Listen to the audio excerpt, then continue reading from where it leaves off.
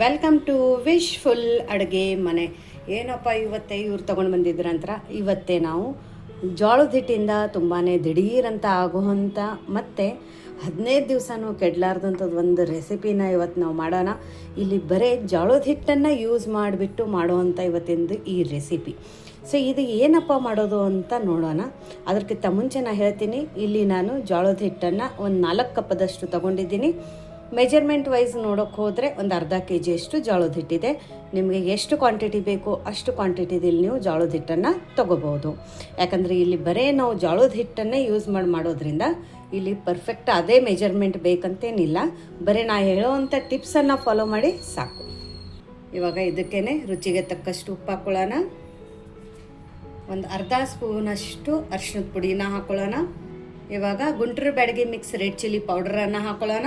ಯಾರಿಗಾದರೆ ನಮ್ಮದು pure organic Guntur Byadgi mix red chilli powder ಬೇಕಂದರೆ WhatsApp number description box ಇಲ್ಲದೆ ಆ ನಂಬರ್ಗೆ ನೀವು ವಾಟ್ಸಪ್ ಮಾಡಿ. ಕಾಲನ್ನು ಪಿಕ್ ಮಾಡೋಕ್ಕಾಗೋದಿಲ್ಲ, ದಯವಿಟ್ಟು ಕಾಲ್ಸನ್ನು ಮಾಡಬೇಡಿ. ಬರೀ ವಾಟ್ಸಪ್ ಮೆಸೇಜಸನ್ನು ಹಾಕಿ ನಿಮಗೆ ಎಲ್ಲ ಡೀಟೇಲ್ಸ್ ಸಿಗುತ್ತೆ. ನೋಡಿ, ನಿಮಗೆ ಖಾರ ಎಷ್ಟು ಬೇಕು ಅದ್ರ ತಕ್ಕಂಗೆ ಇಲ್ಲಿ ನೀವು ಕೆಂಪು ಖಾರದ ಪುಡಿನ ಹಾಕೋಬೋದು. ಇವಾಗ ಇದೆಲ್ಲನೂ ನೀಟಾಗಿ ಮಿಕ್ಸ್ ಮಾಡ್ಕೊಳ್ಳೋಣ.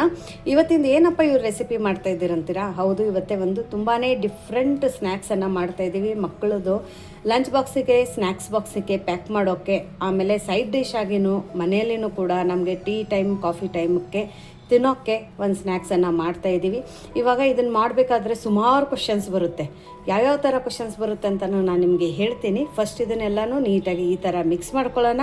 ಮಿಕ್ಸ್ ಮಾಡ್ಕೊಂಡ ನಂತರ ಇವಾಗ ಇದ್ರ ಒಳಗಡೆ ಬಿಸಿ ಬಿಸಿ ಕುದಿಯೋ ನೀರನ್ನು ಹಾಕೋಬೇಕು. ಇಲ್ಲ, ನಾನು 1 ಕಪ್ಪದಷ್ಟು ಬಿಸಿ ಬಿಸಿ ಕುದಿಯೋ ನೀರನ್ನು ಹಾಕ್ಕೊಂಡಿದ್ದೀನಿ. ನಾವು ಹೆಂಗೆ ರೊಟ್ಟಿ ಮಾಡಬೇಕಾದ್ರೆ ಜಿಗಿನ ಹಾಕೋತೀವಲ್ಲ ಆ ಥರ ಇಲ್ಲಿ ನಮಗೆ ಜಿಗಿನ ಹಾಕೋಬೇಕಾಗಿದೆ. ಯಾಕಂದರೆ ನಾವು ಅಕ್ಕಿ ಹಿಟ್ಟು ಹಾಕೋತಾ ಇಲ್ಲ, ಕಡಲೆ ಹಿಟ್ಟು ಹಾಕೋತಾ ಇಲ್ಲ, ಬರೀ ಜೋಳದ ಹಿಟ್ಟಲ್ಲಿ ಮಾಡ್ತಾಯಿದ್ದೀವಿ. ಹಾಗಾಗಿ ಇಲ್ಲಿ ನಮಗೆ ಬಿಸಿ ನೀರನ್ನು ಹಾಕೋಬೇಕಾಗಿದೆ. ಜೋಳದ ಹಿಟ್ಟಿಗೆ ಜಿಗಿ ಕಡಿಮೆ ಇರುತ್ತೆ, ಹಾಗಾಗಿ ಇಲ್ಲಿ ನಮಗೆ ಬಿಸಿ ನೀರನ್ನು ಯೂಸ್ ಮಾಡಬೇಕು. ಬಿಸಿ ನೀರು ಯೂಸ್ ಮಾಡೋಣ, ಇದಕ್ಕೆ ಜಿಗಿ ಬರ್ತೈತಿ. ಹಾಗಾಗಿ ಬಿಸಿ ನೀರನ್ನು ಹಾಕ್ಕೊಂಡು ಇಲ್ಲಿ ನಮಗೆ ಹಿಟ್ಟನ್ನು ಕಲಿಸ್ಕೋಬೇಕಾಗಿದೆ. ಫಸ್ಟ್ ನಾನು 1 ಕಪ್ ಹಾಕ್ಕೊಂಡೆ, ಆಮೇಲೆ ಇನ್ನೊಂದು ಅರ್ಧ ಕಪ್ಪದಷ್ಟು ಬಿಸಿ ನೀರನ್ನು ಹಾಕ್ಕೊಳ್ಳೋಣ. ನೋಡಿ, ನೀರು ತುಂಬ ಬಿಸಿ ಇರುತ್ತೆ, ಹಾಗಾಗಿ ಇಲ್ಲಿ ನೀವು ಸ್ಪೂನಿಂದ ಮಿಕ್ಸ್ ಮಾಡಿ. ಅದು ಜೋಳದ ಹಿಟ್ಟು ಫ್ರೆಶ್ಶಾಗಿ ಬಿಸಿದಿದ್ದರೆ ಇದಕ್ಕೆ ಆಲ್ರೆಡಿ ಒಂದು ಸ್ವಲ್ಪ ಜಿಗಿ ಇರುತ್ತೆ, ಹಾಗಾಗಿ ಒಂದು ಸ್ವಲ್ಪ ಬಿಸಿ ನೀರು ಕಡಿಮೆ ಹಾಕ್ಕೊಂಡಿದ್ರೂ ನಡೆಯುತ್ತೆ. ಬಟ್ ಹಳಿ ಜೋಳದ ಹಿಟ್ಟಿದೆ, ಜಿಗಿ ಇಲ್ಲ ಅಂದರೆ ಈ ರೆಸಿಪಿನ ನೀವು ಮಾಡ್ಕೋಬೋದು. ಜೋಳದ ಹಿಟ್ಟನ್ನು ವೇಸ್ಟ್ ಮಾಡೋ ಅವಶ್ಯಕತೆ ಇಲ್ಲ. ನೋಡಿ, ಇನ್ನೊಂದು ಸ್ವಲ್ಪ ಇಲ್ಲಿ ನಾನು ಬಿಸಿ ನೀರನ್ನು ಹಾಕ್ಕೊಂಡಿದ್ದೀನಿ. ನಾನು ಹೇಳಿದೆ, ಈಗ ಸುಮಾರು ಜನಕ್ಕೆ ಕ್ವಶನ್ಸ್ ಬರುತ್ತೆ. ಏನಪ್ಪ ಕ್ವಶನ್ ಅಂದರೆ, ಜೋಳದ ಹಿಟ್ಟಿಂದ ಈ ಥರನೂ ಮಾಡ್ಬೋದಾ? ಜೋಳದ ಹಿಟ್ಟಲ್ಲಿ ಜಿಗಿ ಇರಲ್ಲ, ಕ್ರಿಸ್ಪಿ ಆಗುತ್ತಾ? ಅದ್ರ ಜೊತೆ ಟೇಸ್ಟ್ ಹೆಂಗಿರುತ್ತೆ ಅಂತ ಎಲ್ಲ ಕ್ವಶನಕ್ಕೂ ಎಲ್ಲ ಆನ್ಸರ್ಗಳು ನಾನು ಕೊಡ್ತೀನಿ. ಬಟ್ ಇನ್ನೂ ಒಂದು ಹೇಳೋಕ್ಕೆ ಇಷ್ಟಪಡ್ತೀನಿ, ಇನ್ನೂ ಯಾರು ನೀವು ನಮ್ಮದು ವಾಟ್ಸಪ್ ಗ್ರೂಪನ್ನು ಜಾಯಿನ್ ಆಗಿಲ್ಲ ಅಂದರೆ ವಿಶ್ಫುಲ್ ಅಡುಗೆ ಮನೆ ವಾಟ್ಸಪ್ ಗ್ರೂಪ್ ಲಿಂಕನ್ನು ನಾನು ಡಿಸ್ಕ್ರಿಪ್ಷನ್ ಬಾಕ್ಸಲ್ಲಿ ಕೊಟ್ಟಿದ್ದೀನಿ. ಆ ಲಿಂಕ್ ಮೇಲೆ ಕ್ಲಿಕ್ ಮಾಡಿದರೆ ಸಾಕು, ನೀವು ನಮ್ಮ ಜೊತೆ ಕನೆಕ್ಟ್ ಆಗ್ತೀರಾ. ನಿಮಗೇನೇ ಕ್ವೆರೀಸು, ಡೌಟ್ಸ್ ಇದ್ದರೆ ಅಲ್ಲಿ ನೀವು ನಮ್ಮ ಜೊತೆ ಕಮ್ಯುನಿಕೇಟ್ ಮಾಡ್ಬೋದು. ನೋಡಿ, ಇದು ಇನ್ನೂ ಬಿಸಿ ಇದೆ ಹಿಟ್ಟು, ಕೇರ್ಫುಲ್ಲಾಗಿ ಕಲಿಸ್ಕೊಳ್ಳಿ. ನೋಡಿ, ಇವಾಗ ಇದು ತುಂಬ ಬಿಸಿ ಇರೋದ್ರಿಂದ ಕಲಿಸೋಕ್ಕಾಗಂಗಿಲ್ಲ. ಸ್ವಲ್ಪ ಸ್ವಲ್ಪ ಈ ಥರ ತಣ್ಣೀರದ ಕೈನ ಹಚ್ಕೊಂಡು ಇಲ್ಲಿ ನಮಗೆ ಹಿಟ್ಟನ್ನು ಕಲಿಸ್ಕೋಬೇಕಾಗಿದೆ. ಆವಾಗ ಒಂದು ಸ್ವಲ್ಪ ಜಿಗಿ ಬರುತ್ತೆ. ನೋಡಿ, ಇದೇ ಥರ ಒಂದು ಸ್ವಲ್ಪ ತಣ್ಣೀರನ್ನು ಹಾಕೋತಾ ನಮಗೆ ಇಲ್ಲಿ ಹಿಟ್ಟನ್ನು ಕಲಿಸ್ಕೋಬೇಕಾಗಿದೆ. ಸೊ ಇದು ಒಂದು ಉತ್ತರ ಕರ್ನಾಟಕದ ಸ್ಪೆಷಲ್ ರೆಸಿಪಿ ಅಂತಲೂ ಅನ್ಬೋದು. ಯಾಕಂದರೆ ನಮ್ಮ ಸೈಡು ಒಂದು ಸ್ವಲ್ಪ ಗೋಧಿ, ಜೋಳ ಎಲ್ಲ ಬೆಳೋದ್ರಿಂದ ಈ ಥರ ಒಂದು ಸ್ವಲ್ಪ ನಾವು ರೆಸಿಪಿಗಳು ಮಾಡ್ತಾನೆ ಇರ್ತೀವಿ. ಯಾಕಂದರೆ ಕಡಲೆ ಹಿಟ್ಟು ಬರೀ ಬಜ್ಜಿ, ಬೋಂಡ, ಪಕೋಡ ಈ ಥರನೇ ನಾವು ತಿಂತಾ ಇರ್ತೀವಿ. ಬಟ್ ಜೋಳದ ಹಿಟ್ಟಿನ ಇದೊಂದು ಯುನೀಕ್ ರೆಸಿಪಿನ ನಾವು ಕಡಲೆ ಹಿಟ್ಟನ್ನು ಬಿಟ್ಟು ಕೂಡ ಮಾಡ್ಬೋದು ಅನ್ನೋದಕ್ಕೆ ಇವತ್ತಿನ ಈ ರೆಸಿಪಿನ ನಿಮಗೋಸ್ಕರ ತೊಗೊಂಡು ಬಂದಿದ್ದೀನಿ. ಸೊ ಈ ನಮ್ಮದು ಅಡುಗೆ ಚಾನಲಲ್ಲಿ ನಿಮಗೆ ಈ ಹೊಸ ರೆಸಿಪಿಗಳು ಮತ್ತು ಹೊಸ ಹೊಸ ಅಡುಗೆಗಳು, ಸ್ಪೆಷಲಿ ಉತ್ತರ ಕರ್ನಾಟಕದ ಹೊಸ ಡಿಶಸ್ಗಳು ಹೇಗೆ ಅನಿಸುತ್ತೆ ಅಂತಲೂ ಕೂಡ ಕಮೆಂಟ್ ಮೂಲಕ ತಿಳಿಸೋದನ್ನು ಮರಿಬೇಡಿ. ನೋಡಿ, ಹಿಟ್ಟು ತುಂಬ ಗಟ್ಟಿನೂ ಇರಬಾರ್ದು, ಆಮೇಲೆ ತುಂಬ ಲೂಸು ಕೂಡ ಇರಬಾರ್ದು. ಸೊ ನಾರ್ಮಲಾಗಿ ನಾವು ಚಪಾತಿಗೆ ಯಾವ ಥರ ಕಲಿಸ್ತೀವಿ ಅದೇ ಥರ ಇಲ್ಲಿ ನಮಗೆ ಹಿಟ್ಟನ್ನು ಕಲಿಸ್ಕೋಬೇಕಾಗಿದೆ. ನೋಡಿ ಈ ಥರ ನಮಗೆ ಹಿಟ್ಟನ್ನು ಕಲಿಸ್ಕೋಬೇಕಾಗಿದೆ. ತುಂಬ ಗಟ್ಟಿನೂ ಇಲ್ಲ, ತುಂಬ ಲೂಸು ಕೂಡ ಇಲ್ಲ. ಅಕಸ್ಮಾತ್ ನೀವು ಚಪಾತಿಗೆ ಒಂದು ಸ್ವಲ್ಪ ಲೂಸಾಗಿ ಕಲಿಸ್ಕೋತೀವಿ ಹಿಟ್ಟು ಅಂದರೆ ಸ್ವಲ್ಪ ಗಟ್ಟಿ ಕಲಿಸ್ಕೊಳ್ಳಿ. ನೋಡಿ ಪರ್ಫೆಕ್ಟಾಗಿ ಹೇಳಬೇಕಂದ್ರೆ ನಾವು ಪುರಿಗೆ ಕಲಿಸ್ತೀವಲ್ಲ ಆ ಥರ ಹಿಟ್ಟು ಅಂತಲೂ ಅನ್ಬೋದು. ಸೊ ನೋಡಿ ಇವಾಗ ನಾವು ಈ ಥರ ಕಲಿಸಿದ್ದೀವಲ್ಲ ಎಷ್ಟು ಫಳ್ಳಾಗಿದೆ ಅಂತ ಹಿಟ್ಟು ಕಾಣಿಸ್ತಾ ನಿಮಗೆ. ನೋಡಿ ತುಂಬ ಫಳ್ಳಾಗಿದೆ. ಇವಾಗ ಏನು ಮಾಡೋಣ ಅಂದರೆ ಇದನ್ನು ಈ ಥರ ಚಿಕ್ಕ ಚಿಕ್ಕದಾಗಿ ಉಂಡೆಗಳನ್ನ ಮಾಡ್ಕೊಳ್ಳೋಣ. ನೀವು ಬೇಕಂದರೆ ಒಂದೇ ಥರ ದೊಡ್ಡದನ್ನು ಮಾಡ್ಕೋಬೋದು. ನೀವು ಈ ರೆಸಿಪಿ ಟ್ರೈ ಮಾಡಿದರೆ ನನಗೆ ಕಮೆಂಟ್ ಮೂಲಕ ತಿಳಿಸೋದನ್ನು ಮರಿಬೇಡಿ. ತುಂಬ ಈಸಿ ಇದೆ. ನಿಮ್ಮ ಹತ್ರ ಒಂದು 10 ನಿಮಿಷ ಇದೆ ಅಂದ್ರೂ ಈ ರೆಸಿಪಿ ಆಗೋಗುತ್ತೆ. ನೋಡಿ ಈ ಥರ ನಾನು ಉಳ್ಳೆನ ಮಾಡ್ಕೊಂಡಿದ್ದೀನಿ. ಒಂದೇ ಸರ್ತಿಗೆ ನೀವು ಜಾಸ್ತಿನೂ ಮಾಡ್ಕೋಬೋದು. ಇವಾಗ ಏನು ಮಾಡೋಣ ಅಂದರೆ ಈ ಉಂಡೆನ ನಾವು ಇಲ್ಲಿ ನಾನು ಮಿಕ್ಸರದ್ದು ಮೋಲ್ಡನ್ನು ತೊಗೊಂಡಿದ್ದೀನಿ. ನೋಡಿ ಈ ಥರ ಸಣ್ಣದಿರುತ್ತಲ್ಲ ಶೇವ್ ಮಾಡೋದು, ಅದನ್ನು ತೊಗೊಂಡಿದ್ದೀನಿ. ಸಣ್ಣ ಶೇವು, ನೀವು ಬೇಕಂದರೆ ದಪ್ಪದ್ದು ತೊಗೋಬೋದು. ಬಟ್ ಈ ಥರ ಸಣ್ಣ ಮಾಡೋದ್ರಿಂದ ಚೆನ್ನಾಗಿರುತ್ತೆ. ಇವಾಗ ಇದರೊಳಗಡೆ ಈ ಥರ ಉಂಡೆನ ಹಾಕೋತೋಗೋಣ. ನನ್ನ ದೊಡ್ಡದಿದೆ ಹಾಗಾಗಿ ಜಾಸ್ತಿ ಹಿಡಿಸುತ್ತೆ. ಎಲ್ಲಿ ಟೈಮ್ ವೇಸ್ಟ್ ಆಗಲ್ಲ, ದಿಢೀರಂತ ಆಗುತ್ತೆ. ಇದನ್ನು ನೀಟಾಗಿ ಲಾಕ್ ಮಾಡ್ಕೊಳ್ಳೋಣ. ಸೂಪರ್. ಇವಾಗ ಇದನ್ನು ತಿರುಗಿಸ್ಕೊಳ್ಳೋಣ. ನೋಡಿ ಬರುತ್ತಾ ಇದೆ. ನೋಡಿದ್ರೆ ಪರ್ಫೆಕ್ಟಾಗಿ ಕಲಿಸಿದ್ದೀವಿ ಅಂತ. ಇವಾಗ ಏನು ಮಾಡೋಣ ಅಂದರೆ ಇದನ್ನು ಪಕ್ಕಕ್ಕೆ ಇಡೋಣ. ಇಲ್ಲೊಂದು ಈ ಥರ ಬೇರೆ ತಟ್ಟೆನ ತೊಗೊಂಡಿದ್ದೀನಿ. ಇವಾಗ ಒಂದೇ ಸರ್ತಿಗೇನು ಕೂಡ ನಾವಿಲ್ಲಿ ಈ ಥರ ಹಾಕ್ಕೋಬೋದು.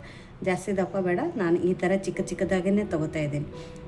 ಯಾಕಂದ್ರೆ ಮಕ್ಕಳಿಗೆ ಒಂದು ತೊಗೊಂಡು ತಿನ್ನೋಕ್ಕೆ ಈಸಿ ಆಗುತ್ತೆ ಅಂತ. ನೋಡಿ ತಿರುಗಿಸೋ ಅವಶ್ಯಕತೆಯೂ ಇಲ್ಲ, ಅದ್ರ ಪಾಡಿಗೆ ಅದನ್ನು ಈ ಥರ ಬಿಟ್ಬಿಡಿ. ಒಂದು ಸುತ್ತು ತಾನೇ ಬರುತ್ತೆ, ಆಮೇಲೆ ಮತ್ತೆ ಬಿಟ್ಬಿಡಿ.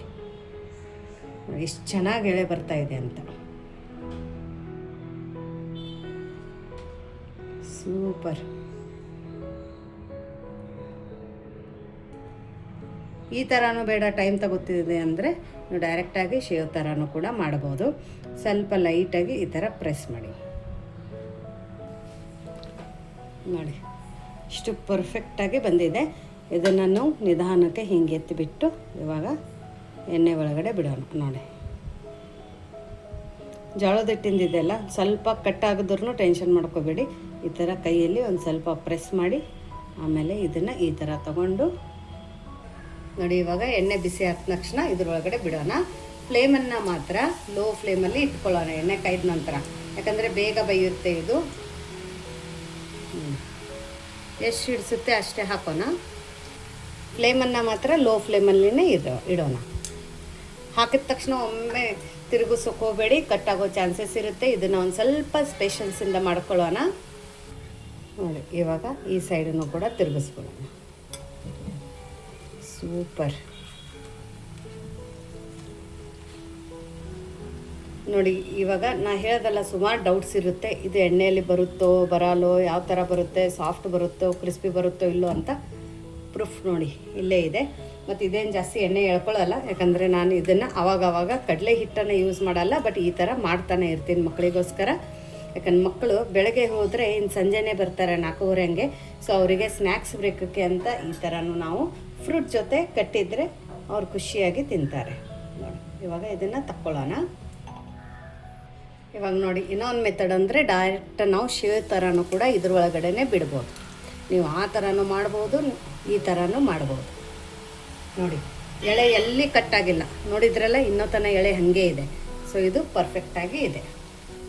ಆ ಥರ ಚಿಕ್ಕ ಚಿಕ್ಕದು ಮಾಡೋಕ್ಕೆ ಟೈಮ್ ತಗೊಳುತ್ತೆ ಅಂದರೆ ನಾವು ಡೈರೆಕ್ಟಲ್ಲಿ ಎಣ್ಣೆಯಲ್ಲಿ ಈ ಥರನೂ ಕೂಡ ಮಾಡ್ಕೋಬೋದು. ಮುಟ್ಟೋದು ಬೇಡ, ಇದೇ ಥರ ಬಿಟ್ಬಿಡೋಣ. ಫ್ಲೇಮನ್ನು ಲೋ ಟು ಮೀಡಿಯಮ್ ಫ್ಲೇಮಲ್ಲಿ ಇಡೋಣ. ನೋಡಿ ಮೇಲ್ಗಡೆ ಬಬಲ್ಸ್ ಬರೋದು ಕಡಿಮೆ ಆದ ನಂತರ ಇದನ್ನು ತಿರುಗಿಸ್ಕೊಳ್ಳೋಣ. ಸೂಪರ್. ಇವಾಗ ಫ್ಲೇಮನ್ನು ಮೀಡಿಯಮ್ ಫ್ಲೇಮಲ್ಲಿ ಇಟ್ಕೊಳ್ಳೋಣ. ಈ ಸೈಡೂ ಬೇಗ ಕರಿಯುತ್ತೆ ಇವಾಗ. ನೋಡಿ ಇವಾಗ ಇದನ್ನು ತಕ್ಕೊಳ್ಳೋಣ. ನೋಡಿ ಎಷ್ಟು ಸೂಪರಾಗಿ ಬಂದಿದೆ ಅಂತ ಇಲ್ಲಿ ನೀವು ನೋಡ್ಬೋದು. ಫಸ್ಟ್ ಕ್ಲಾಸಾಗಿ ಬಂದಿದೆ. ಇದನ್ನು ತಕ್ಕೊಳ್ಳೋಣ.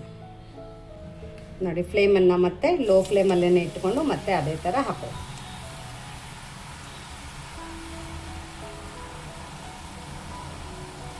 ನೋಡಿ ಎಳೆ ಎಲ್ಲಿ ಇನ್ನಾದ್ರೂ ಕಟ್ಟಾಗ್ತಾ ಇಲ್ಲ. ಸೂಪರ್. ಇವಾಗ ಫ್ಲೇಮನ್ನು ಲೋ ಟು ಮೀಡಿಯಮ್ ಫ್ಲೇಮಲ್ಲಿ ಮೇಲ್ಗಡೆ ಬಬಲ್ಸನ್ನು ಸ್ಟಾಪ್ ಆಗೋ ತನಕ ಇದೇ ಥರ ಬಿಟ್ಬಿಡೋಣ. ಸೊ ಎಲ್ಲದನ್ನು ಇದೇ ಥರ ಮಾಡಿಕೊಂಡು ಕರ್ಕೊಂಡು ಬರೋಣ. ನೋಡಿ ಎಲ್ಲದನ್ನು ಮಾಡ್ಕೊಂಡು ರೆಡಿಯಾಗಿದೆ. ಇವಾಗ ಇಲ್ಲಿ ನಾನು ನಿಮ್ಗೆ ತೋರಿಸಿದ್ದೀನಿ, ನಮ್ಮದು ಎಣ್ಣೆನ ಎಳ್ಕೊಂಡಿಲ್ಲ. ಈಗ ಕೆಲವೊಬ್ಬೊಬ್ಬರು ಟ್ರೈ ಮಾಡಿರ್ತಾರೆ, ಆಮೇಲೆ ಹಿಂಗೆ ಕಮೆಂಟ್ಸು ಸ್ಟಾರ್ಟ್ ಆಗುತ್ತೆ, ಮ್ಯಾಮ್ ನಾನು ಮಾಡಿದೆ ನಮ್ಮದು ಎಣ್ಣೆ ಎಳ್ಕೊಳ್ಳುತ್ತೆ, ತುಂಬ ಎಣ್ಣೆ ಎಳ್ಕೊಂಡಿದೆ ಅಂತ ಹೇಳಿಬಿಟ್ಟು. ಬಟ್ ಯಾಕೆ ಎಣ್ಣೆ ಎಳ್ಕೊಂಡಿರುತ್ತೆ ಅಂತಲೂ ಕೆಲವೊಂದೊಂದು ಮಿಸ್ಟೇಕ್ಸ್ಗಳನ್ನ ನಾನಿಲ್ಲಿ ಹೇಳೋಕ್ಕೆ ಇಷ್ಟಪಡ್ತೀನಿ. ಯಾಕಂದರೆ ನೀವು ನಿಮ್ಮ ಮನೇಲಿ ಮಾಡಬೇಕಾದ್ರೆ ಟೈಮು ಹೋಗಿರುತ್ತೆ, ಅದ್ರ ಜೊತೆ ಇಂಗ್ರೀಡಿಯೆಂಟ್ಸನ್ನು ಕೂಡ ಹೋಗಿರುತ್ತೆ. ಸೊ ಹಾಗಾಗಿ ಎಲ್ಲಿ ಫುಡ್ಡನ್ನು ವೇಸ್ಟ್ ಆಗಬಾರ್ದು ಮತ್ತು ನಿಮ್ಮ ಟೈಮನ್ನು ವೇಸ್ಟ್ ಆಗಬಾರ್ದು ಅಂತ ನಾನು ಇಷ್ಟು ಕ್ಲಿಯರ್ ಕಟ್ಟಾಗಿ ನಮ್ಮ ವಿಡಿಯೋದಲ್ಲಿ ಪ್ರತಿಯೊಂದನ್ನು ನಾನು ಹೇಳ್ತಾನೆ ಇರ್ತೀನಿ. ಬಟ್ ಅಂತೂ ಇವಾಗ ನೋಡಿ ಮಿಸ್ಟೇಕ್ಸ್ ಏನಪ್ಪ ಅಂದರೆ, ಹಿಟ್ಟನ್ನು ನೀವು ಅಕಸ್ಮಾತ್ ಲೂಸಾಗಿ ಕಲಿಸಿದ್ರೆ ಮಾತ್ರ ಎಣ್ಣೆ ಎಳ್ಕೊಳ್ಳೋ ಚಾನ್ಸಸ್ ಇರುತ್ತೆ. ಅದ್ರ ಜೊತೆ ನಾವು ಎಣ್ಣೆ ಕಾಯ್ದ ನಂತರ ಫ್ಲೇಮನ್ನು ಲೋ ಫ್ಲೇಮಲ್ಲಿ ಇಟ್ಕೊಂಡು ಶೇವ್ ಹಾಕಿದ ನಂತರ ಫ್ಲೇಮನ್ನು ನಾವು ಮೀಡಿಯಮ್ ಫ್ಲೇಮಲ್ಲಿ ಇಟ್ಕೋಬೇಕು, ಹೈ ಟು ಮೀಡಿಯಮ್ ಫ್ಲೇಮಲ್ಲಿ. ನೀವು ಅಕಸ್ಮಾತ್ ಲೋ ಫ್ಲೇಮಲ್ಲಿನೇ ಇಟ್ಕೊಂಡ್ರೆ ಮಾತ್ರ ಎಣ್ಣೆ ಎಳ್ಕೊಳ್ಳುತ್ತೆ. ಯಾಕಪ್ಪ ಹೇಳ್ತಾ ಇದ್ದೀನಿ ಅಂದರೆ, ಇದು ನೋಡಿ ನಾವು ಫಸ್ಟ್ ಏನು ಹಾಕ್ಕೊಂಡಿದ್ವಲ್ಲ ಅದು ಎಷ್ಟು ಚೆನ್ನಾಗಾಗಿದೆ ಅಂದರೆ ಸ್ವಲ್ಪ ಕೈಗೆ ಎಣ್ಣೆ ಹತ್ತಾ ಇಲ್ಲ. ನೋಡಿ ನಾನು ಮುರಿದ್ಬಿಟ್ಟು ತೋರಿಸ್ತೀನಿ, ಅಷ್ಟೇ ಕ್ರಿಸ್ಪಿಯಾಗಿದೆ. ನೋಡಿ ಬರೀ ಟಚ್ ಮಾಡಿದರೆ ಸಾಕು ಇದನ್ನು ಹಾಕ್ತಾಯಿದೆ, ಕೈಗೂ ಎಣ್ಣೆ ಹತ್ತಾ ಇಲ್ಲ. ಇಲ್ಲಿ ನೋಡಿ ಶೇವಕ್ಕೂ ಎಣ್ಣೆ ಹತ್ತಿಲ್ಲ. ಇವಾಗ ಏನಪ್ಪ ಅಂದರೆ, ನಾನು ಒಂದು ಶೇವನ್ನು ಲೋ ಟು ಮೀಡಿಯಮ್ ಫ್ಲೇಮಲ್ಲಿ ಇಟ್ಕೊಂಡು ಕರ್ಕೊಂಡಿದ್ದೀನಿ ನೋಡಿ. ಸೊ ಆವಾಗ ಎಣ್ಣೆ ಎಳ್ಕೊಂಡಿದೆ. ಅದಕ್ಕೆ ಈ ಮಿಸ್ಟೇಕ್ಸನ್ನು ನೀವು ಮಾಡಬಾರ್ದು ಅಂತ ಇದನ್ನು ನಾನು ನಿಮಗೆ ಮಾಡಿ ತೋರಿಸಿದ್ದೀನಿ. ಈ ಥರ ಎಣ್ಣೆ ಎಳ್ಕೊಳ್ಳೋ ಚಾನ್ಸಸ್ ಇರುತ್ತೆ. ಮತ್ತು ಎಣ್ಣೆ ಕಡೆಯಲ್ಲಿ ತುಂಬ ಕಡಿಮೆ ಇದ್ದಾಗ ಹಾಕಿದ್ರೂ ಕೂಡ ಎಣ್ಣೆ ಎಳ್ಕೊಳ್ಳೋ ಚಾನ್ಸಸ್ ಇರುತ್ತೆ. ಎಣ್ಣೆ ಒಂದು ಸ್ವಲ್ಪ ಜಾಸ್ತಿನೇ ಇರಲಿ. ಆಮೇಲೆ ನೀವು ಲೋ ಟು ಮೀಡಿಯಮ್ ಫ್ಲೇಮಲ್ಲಿ ಕರ್ಕೊಂಡಾಗ ಈ ಥರ ಎಣ್ಣೆ ಎಳ್ಕೊಳ್ಳುತ್ತೆ. ಸೊ ಇವಾಗ ನಿಮಗೆ ಎರಡು ಮಿಸ್ಟೇಕ್ಸ್ ನೋಡಿ ಇಲ್ಲೇ ಇದೆ. ಕರ್ಕೊಳ್ಳೋ ಮೆಥಡಲ್ಲಿನೂ ಕೂಡ ಡಿಫ್ರೆನ್ಸಸ್ ಆಗೇ ಆಗುತ್ತೆ. ನೋಡಿ ಎರಡೂ ನಾನು ಇಲ್ಲಿ ಇಟ್ಟು ತೋರಿಸಿದ್ದೀನಿ. ಇದು ಸ್ವಲ್ಪನೂ ಎಣ್ಣೆ ಎಳ್ಕೊಂಡಿಲ್ಲ. ಸೊ ಈ ಥರನೇ ನೀವು ಮಾಡಿ ನಿಮ್ಮ ರೆಸಿಪಿ ಫೇಲ್ ಆಗೋದಿಲ್ಲ ಮತ್ತು ಚೆನ್ನಾಗಿ ಬರುತ್ತೆ. ಇವಾಗ ಇದು ಎಷ್ಟು ಕುರುಕುರು ಆಗಿದೆ ಅಂತಲೂ ನಾನು ನಿಮಗೆ ಹೇಳ್ತೀನಿ.